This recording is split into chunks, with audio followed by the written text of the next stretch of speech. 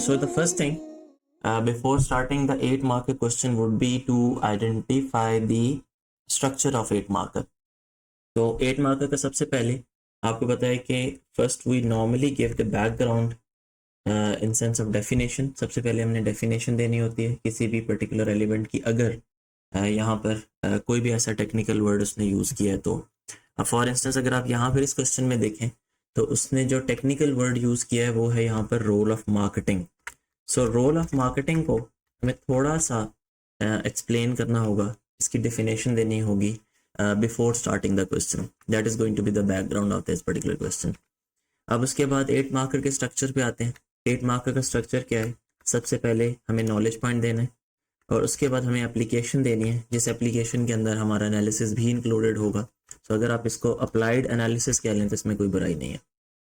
फिर उसके बाद आपको इसका एक फर्दर एनालिसिस बिल्ड करना होगा और एक second point of further analysis build करना होगा. So this is going to be our structure 1 2 3 4. So ये 4 मार्क्स आपके बन गए पहले नॉलेज पॉइंट के और इसी तरह 4 नॉलेज पॉइंट बन जाएंगे हमारे सेकंड नॉलेज पॉइंट के. ठीक है. सो सबसे पहले हम स्टार्ट करेंगे मार्केटिंग के रोल से.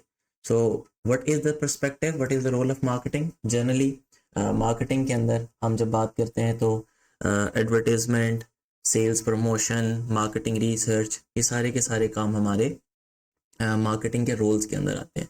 सो अगर हम रोल ऑफ मार्केटिंग की बात करें, अब जहाँ यहाँ पे जाहिर है आपको एक केस स्टडी गिवन है सिटी कैफ़े की. फ़िलहाल हम केस स्टडी को इग्नोर कर रहे हैं, फ़िलहाल सिर्फ हम स्ट्रक्चर को फोकस कर रहे हैं. एप्लीकेशन को इंशाल्लाह नेक्स्ट सेशन में हम इसको थोड़ा मज़ीद डिटेल में देख लेंगे. तो पहले रोल ऑफ मार्केटिंग. अब रोल ऑफ मार्केटिंग क्या है कि हमारा फॉर इंस्टेंस हम ये कह सकते हैं कि एडवर्टाइजमेंट भी आपका एक रोल ऑफ मार्केटिंग है. इसी तरह प्रमोशंस भी आपका रोल ऑफ मार्केटिंग है. फिर इसके अलावा प्रमोशंस के अलावा हम क्या बात करते हैं मार्केटिंग में, मार्केट रिसर्च भी हमारा रोल ऑफ मार्केटिंग में आता है. तो majorly all of these things are going to be the part of role of marketing. So हम इसको थोड़ा सा एक्सप्लेन करेंगे अपने आंसर के अंदर. सो the role of marketing or the marketing department would be to advertise, to promote and do the market research. तो इसको हम प्रॉपर स्ट्रक्चर में ले आते हैं आंसर को. सो हम ये कह सकते हैं कि the role of marketing would be to advertise, advertisement की जगह वर्ड आ जाएगा एडवर्टाइज, प्रमोशंस की जगह वर्ड आ जाएगा promote and do the market research. अब this is going to be the perspective, the background perspective जो आपने इसको डेफिनेशंस में दे दी. एक्चुअली आपने kind of a way point निकाल लिया, अभी नहीं को हम अपने नॉलेज पॉइंट में यूज़ भी कर सकते हैं स्पेसिफिकली रोल ऑफ मार्केटिंग को. अब सबसे पहला हमारा पॉइंट के रोल ऑफ मार्केटिंग है क्या. अब अगर फॉर इंस्टेंस एक सिटी कैफ़े है, अगर मैं आपको एक बैकग्राउंड दूं कि ये एक नाम से आपको पता चल रहा है कि it is kind of a cafe जो आपको ड्रिंक्स इस तरह की सर्विसेज प्रोवाइड करता है. अब उसके पर्सपेक्टिव में अगर आप ये कहें कि एडवर्टाइजमेंट किसको कहते हैं तो और या प्रमोशन किसको कहते हैं या वो मार्केट रिसर्च कैसे करेगा, तो इसमें से हम किसी भी एक पर्टिकुलर पॉइंट को उठा लेंगे अपना नॉलेज पॉइंट के तौर पर. हम ये कहेंगे कि एक कोई भी आइडेंटिफिकेशन आपका नॉलेज पॉइंट होगा और उसकी जो एक्सप्लेनेशन है आगे हम इसको अप्लाई करके एनालिसिस कर लेंगे. अब जैसे फॉर इंस्टेंस हम ये कहते हैं कि जो मार्केटिंग है, एडवर्टाइजमेंट है, फॉर इंस्टेंस वो सिटी कैफ़े के लिए कैसे हेल्प आउट हो सकती है. सो हम ये पहला रोल आइडेंटिफाई कर लेते हैं कि the first role of marketing would be to advertise the cafe to the target market. अब टारगेट मार्केट को आप एडवर्टाइज करेंगे जाकर. अब आपकी टारगेट मार्केट क्या है इसको भी आइडेंटिफाई किया जा सकता है कि एक कैफ़े की टारगेट मार्केट कौन सी लोग होंगे. अब आपको जाहिर है इट्स अ सेगमेंटेड मार्केट. सो एक स्पेसिफिक एज ग्रुप होगा जो उसको टारगेट करेंगे आप, जिसको एक स्पेसिफिक इनकम लेवल के लोग होंगे आप जिनको टारगेट करेंगे based on your menu. For example अगर आपके कैफ़े का मेन्यू की जो प्राइसिंग स्ट्रैटेजी है वो एक हाई प्राइस स्ट्रैटेजी है या वो एक प्रीमियम प्राइस स्ट्रैटेजी है, तो उस पॉइंट ऑफ टाइम पे जब आप इसको एडवर्टाइज कर रहे होंगे तो आपकी जो टारगेट मार्केट है ऑब्वियसली वो हाई अर्न पीपल होंगे, हाई अर्नर ग्रुप होगा, प्लस वो एक एज एलिमेंट होगी. फॉर एग्जांपल हम कह सकते हैं 18 to 30 years of age bracket में आप उसको टारगेट कर रहे होंगे. तो यहाँ पर एडवर्टीजमेंट को हमें थोड़ा सा एक्सप्लेन करना होगा कि हाउ और वाई।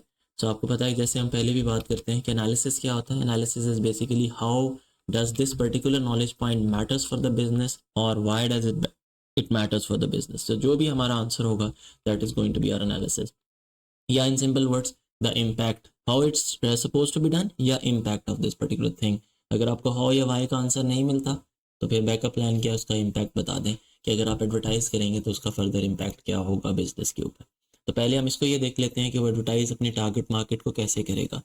सो एडवर्टाइजमेंट में सबसे बड़ा एडवांटेज आपको पता है कि एडवर्टाइजमेंट करने से आपका ब्रांड इमेज क्रिएट होता है, सेल्स प्रमोशंस नहीं होते।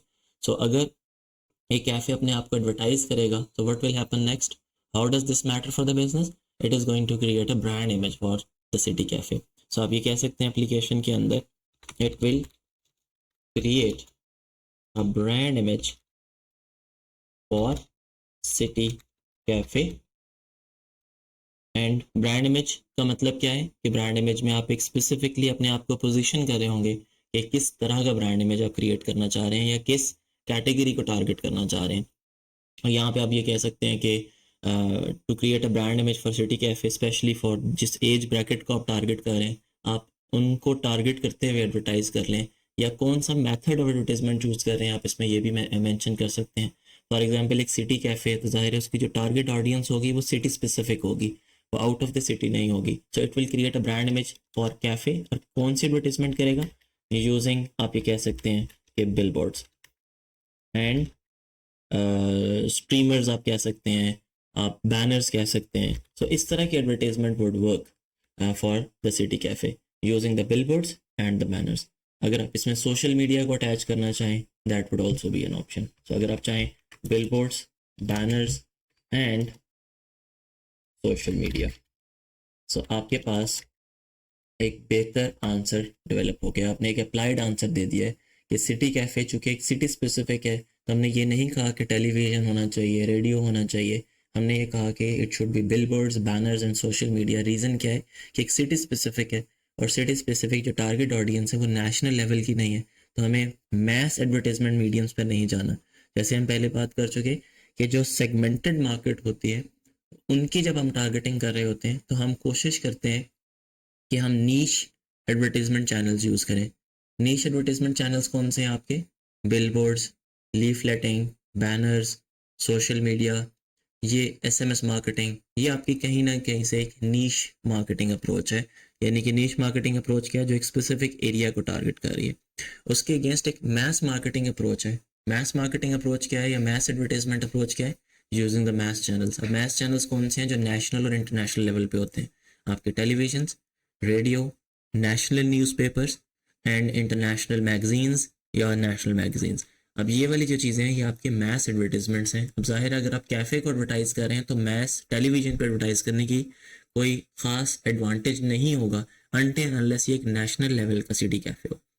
लेकिन इस वक्त हमारे पास जो बैकग्राउंड है उसमें ये सिटी कैफ़े जो है वो एक लोकल लेवल का अगर सिटी कैफ़े अजम्पशन है हमारी, तो उस वक्त आपका ये जो पर्टिकुलर एप्लीकेशन पॉइंट है that would be right.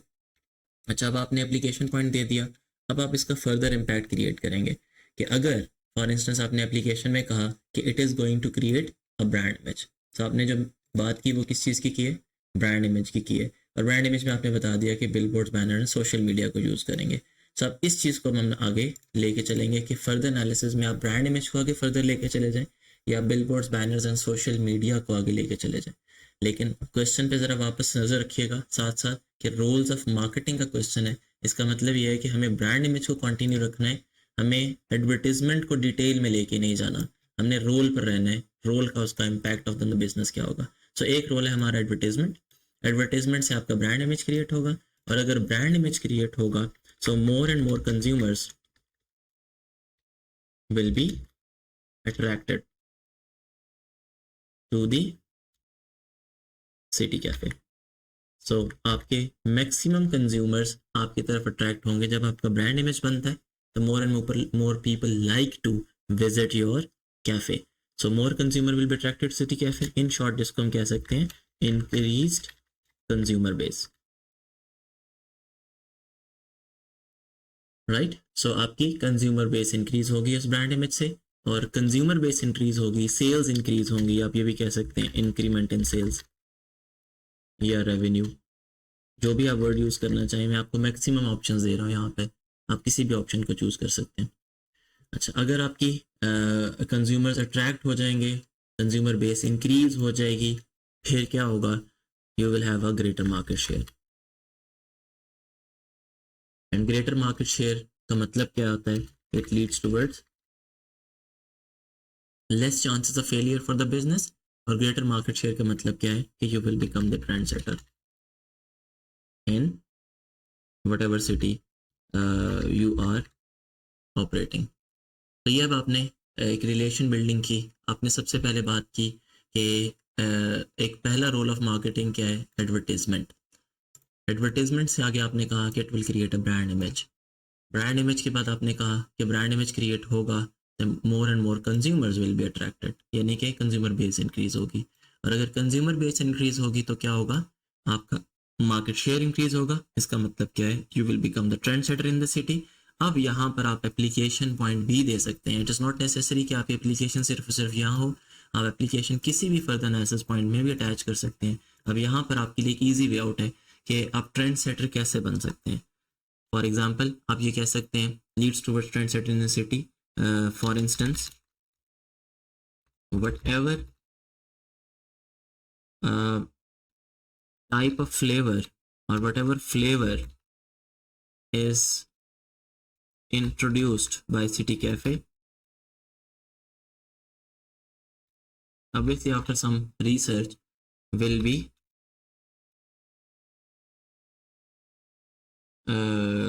will create additional sales. So since you know कि जब आपका ट्रेंड सेट होना शुरू हो जाता है, जब आप ट्रेंड सेटर बनते हैं, तो फिर आप जो भी प्रोडक्ट मार्केट में लॉन्च करते हैं वो एक्सेप्टेबल होती है बाय द कंज्यूमर्स। उनको कंज्यूमर्स नॉर्मली पसंद करते हैं, उनको वो बाय करते हैं, और that is why you call yourself as a trend setter. So अब इसके बाद आप कोई भी मार्केट के अंदर कैफ़े कोई भी चीज़, जूसेस, शेक्स, स्लैशेस, जो भी चीज़ लॉन्च करेगी, कोई भी एक नया फ्लेवर देगी, मोस्ट प्रोबेबल चांसेस हैं कि वो वाला फ्लेवर मार्केट के अंदर एक्सेप्टेबल हो जाएगा। सो ये था हमारा first knowledge point, analysis and further analysis के पॉइंट। ये 4 मार्क्स आपने अचीव कर लिए हैं। अब इस तरह सेकेंड रोल ऑफ मार्केटिंग में आप प्रमोशन को भी उठा सकते हैं, आप मार्केट रिसर्च को भी उठा सकते हैं। फॉर इंस्टेंस अगर हम यहाँ पर मार्केट रिसर्च का दूसरा पॉइंट उठाते हैं तो डू दी मार्केट रिसर्च। तो अब अपने आप से क्वेश्चन पूछें कि मार्केट रिसर्च करेंगे तो क्या होगा। फॉर इंस्टेंस अब मार्केट रिसर्च क्यों करते हैं? In order to identify the consumers and their choices. तो आप नॉर्मली ये कहते हैं कि मार्केट रिसर्च का मकसद दो ही होते हैं। एक तो आइडेंटिफाई करना कि where the consumers are residing, in which area the consumers are, and उनकी चॉइसेस, उनके टेस्ट, उनके ट्रेंड्स आप आइडेंटिफाई करने की कोशिश करते हैं। अब how would you do this thing? Market research अब डिपेंड करता है। अब सिटी कैफे अपनी मार्केट रिसर्च कैसे करेगा? अब सिंस ये एक लोकल स्केल के ऊपर है, city cafe might use questionnaires, या आप कह सकते हैं ऑनलाइन सर्वेज।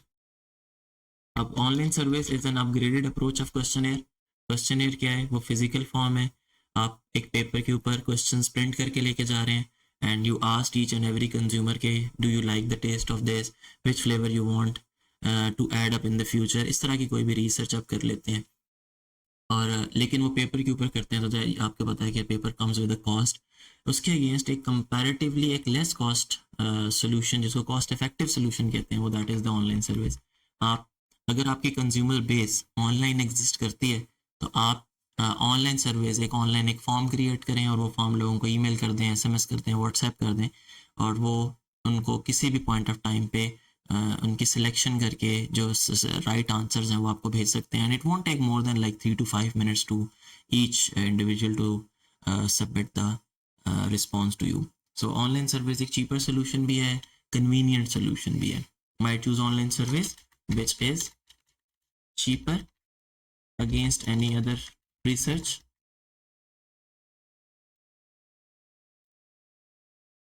और इसके साथ हम क्या करेंगे?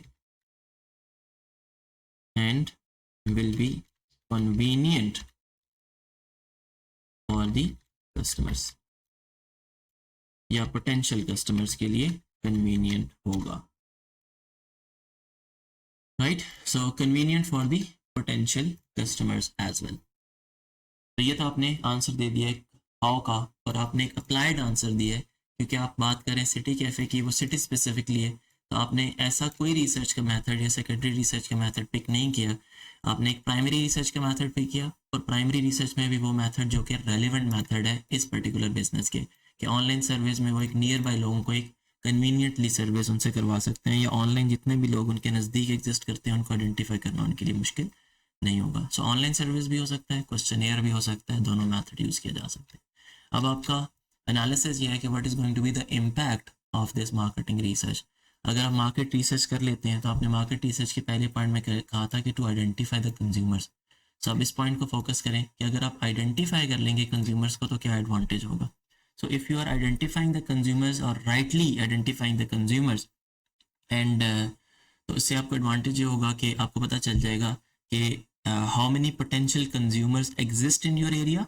फॉर एग्जांपल आपके पास हम ये कहते हैं कि 500 कंज्यूमर्स हैं जो आपके पोटेंशियल कंज्यूमर जो नियर बाय रह रहे हैं, तो फिर आप उसकी बेसिस के ऊपर एक एस्टिमेशन स्टार्ट करते हैं, ब्रेक इवन फाइंड करने की कोशिश करते हैं कि आपके उनमें से फॉर एग्जांपल अगर मंथली 100 कंज्यूमर्स भी आपके पास आ जाते हैं, कस्टमर्स आपके पास आ जाते हैं, तो ऑन एवरेज एक इंडिविजुअल की कितनी सेल्स होंगी, और उस सेल्स के अगेंस्ट फिर आपके पास एक एस्टीमेट डेवलप हो जाता है कि आपका ब्रेक इवन कहाँ अचीव होगा। जैसे for example, for the sake of example आपको कह रहा हूँ कि अगर आपके 500 में से 100 कस्टमर्स भी आपको विजिट कर लेते हैं और हर कस्टमर ऑन एवरेज $50 की सेल्स जनरेट करता है वहाँ पर, तो आपकी टोटल सेल्स कितनी हो जाएंगी, $5000 की। अब आपने इसको एक्सपेंडिचर से कंपेयर करना है कि फॉर एग्जांपल अगर इसके अगेंस्ट आपके एक्सपेंडिचर्स हैं $4000 के, तो इस सिचुएशन में आप क्या कहेंगे कि हमारा एक्सपेक्टेड जो प्रॉफिट है that is going to be 1000। सो आप ये इसके बाद आप एक सारी की सारी जो आपने कैलकुलेशंस की हैं किस बेस पर की हैं, आपने जो इनिशियल पोटेंशियल कंज्यूमर्स 100 आइडेंटिफाई किए हैं उसकी बेस पर की है। सो ये काम जो आप कर रहे हैं कैलकुलेशंस वाला, जब आपको पता ही नहीं होगा कि आपका कंज्यूमर बेस है कितनी है, तो आप अपना ब्रेक इवन नहीं निकाल सकेंगे, आप अपने एक्सपेंसेस से कंपेयर नहीं कर सकेंगे, आपको ये नहीं पता चलेगा कि प्रॉफिट कितना है।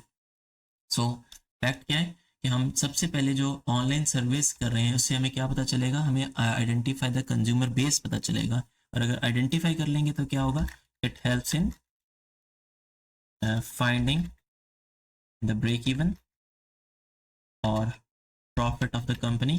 ब्रेक इवन भी पता चल जाएगा and expected profit of the city cafe expected profits भी पता चल जाएंगे और एक्सपेक्टेड एक्सपेंसेस आपने, या अगर फॉर एग्जांपल अगर आपके प्रॉफिट्स कम है तो आपने एक्सपेंसेस को कितना कंट्रोल करना है। जैसे फॉर एग्जांपल आपके एक्सपेंसेस थे 4000 और आपको लगता है कि सेल्स 4000 नहीं हो पाएंगी, 3000 सेल्स होंगी, तो इसका मतलब क्या है कि या तो आपको सेल्स को बूस्ट करने के लिए एडिशनल एडवर्टाइजमेंट करनी पड़ेगी या आपको अपने एक्सपेंसेस को कंट्रोल करना पड़ेगा। So it helps in finding the break even और expected profit of city cafe. और in case of lower sales, for example हमने कहा कि अगर सेल्स लो हो जाती हैं तो क्या करेंगे, तो in case of lower sales the business will have to either increase their consumers base और increase their sales by advertisement obviously, या बाय प्रमोशंस, या जो भी करें, क्योंकि एडवर्टाइजमेंट का पॉइंट आप ऊपर एक्सप्लेन कर चुके हैं, तो आप कह सकते हैं यहाँ पे बाय प्रमोशंस एंड और control it's operational expenses. Indirect expenses जो होते हैं आपके ऑपरेशनल एक्सपेंसेस, आप उसको या तो कंट्रोल करेंगे या फिर आप अपनी सेल्स को इंक्रीज करने की कोशिश करेंगे। सो आपके पास एक स्ट्रैटेजी बिल्ड हो जाएगी कि आपने ये काम करना है, और ये आपको सारी स्ट्रैटेजी किस बेसिस पर बिल्ड हुई, ऑनलाइन सर्विस की बेसिस पर बिल्ड हुई। तो एक तो क्विकली रिकॉल कर लेते हैं, नॉलेज पॉइंट क्या था, नॉलेज पॉइंट ये था कि आप मार्केट रिसर्च करेंगे। मार्केट रिसर्च करने से मैं आपने आगे आइडेंटिफाई किया कि कौन सी मार्केट रिसर्च करेंगे, उसको थोड़ा सा एक्सप्लेन कर दिया। फिर ऑनलाइन सर्विस को आपने कहा कि इसका इम्पैक्ट क्या होगा, इसका इम्पैक्ट क्या होगा, it will help you in finding the break even या एक्सपेक्टेड प्रॉफिट्स। और अगर आपके पास ब्रेक इवन या एक्सपेक्टेड प्रॉफिट आ जाता है तो आपको उसको कंपेयर कर सकते हैं बड़े आराम से अपनी सेल्स को और अपने एक्सपेंसेस को। अगर आपकी सेल्स, आपका एक्सपेक्टेड प्रॉफिट बहुत कम है या लॉस है आपका एक्सपेक्टेड, तो उस वक्त आपके पास फिर एक ही ऑप्शन है, या तो आपको अपनी सेल्स को इंक्रीज करने के लिए कोई प्रमोशंस करनी पड़ेंगी, या आप अपने ऑपरेशनल एक्सपेंसेस को कंट्रोल करेंगे. So this is how you will be answering an 8 marker question in the paper. अब इसके अंदर एक क्विकली मैं नोट बता दूं आपको कि अब ये भी हो सकता है कि आप नॉलेज के बाद एनालिसिस जो बिल्ड कर रहे हैं उस एनालिसिस के आगे फर्दर 2 इम्पैक्ट्स बता दें. यानी कि आपने जो एनालिसिस में बात की brand image, so brand image का एक इम्पैक्ट आप एक एनालिसिस पॉइंट में बता दें, दूसरा इम्पैक्ट आप सेकंड एनालिसिस पॉइंट में बता दें. That would work. दूसरी ऑप्शन क्या है कि जो हमने सेकंड नॉलेज पॉइंट में यूज़ की, कि हमने एनालिसिस के बाद उसका फर्दर एनालिसिस बिल्ड किया और उस फर्दर एनालिसिस का आगे फर्दर इम्पैक्ट बता दिया कि इस फर्दर एनालिसिस का आगे फर्दर चेन इफेक्ट क्या होगा. तो अगर मैं आप इसको चेन इफेक्ट ड्रॉ करूँ आपके सामने, तो हमने कहा कि मार्केट रिसर्च, और मार्केट रिसर्च होगी तो क्या होगा, मार्केट रिसर्च में आपने मेथड आइडेंटिफाई कर दिया, ऑनलाइन सर्विस का मेथड हम यूज़ करेंगे. ये आपकी काइंड ऑफ एन एप्लीकेशन हो गई. एप्लीकेशन से ऑनलाइन सर्विस करेंगे तो आइडेंटिफाई क्या होगा, ब्रेक इवन आइडेंटिफाई हो जाएगा. और ब्रेक इवन आइडेंटिफाई हुआ तो क्या होगा, आपने कहा कि हमें आइडिया हो जाएगा कि हमने अपनी सेल्स को इंक्रीज करना है या हमने अपने एक्सपेंसेस को कंट्रोल करना है. तो अब आपने यहाँ पर क्या किया, एक चेन इफेक्ट क्रिएट किया, this leads to this, leads to this, this leads to this. तो अगर आप ये देखें तो लास्ट 2 पॉइंट्स जो आपके ब्रेक इवन और इंक्रीज सेल्स के थे, ये दोनों फर्दर एनालिसिस है. इसका मतलब ये है कि आप फर्दर एनालिसिस का आगे इम्पैक्ट बताना चाहें तो भी बता सकते हैं. और दूसरी तरफ आपका इफेक्ट क्या है कि अगर आप ब्रांड इमेज के 2 इम्पैक्ट्स बताना चाहें तो भी हो सकता है. आप इसको फर्दर एनालिसिस को आगे इम्पैक्ट नहीं बताना चाहते तो भी वर्कआउट करेगा. सो अब आपके ऊपर है कि फर्दर एनालिसिस आप कैसे बिल्ड करते हैं. अब मार्क्स स्कीम में और हमारे आंसर्स में थोड़ा सा डिफरेंस होगा. मार्क्स स्कीम में आपको ये चीज़ एप्लीकेशन के नाम से मिलेगी, यहाँ पे आपको वो एनालिसिस कहेगा, इसको आपको वो फर्दर एनालिसिस कहेगा.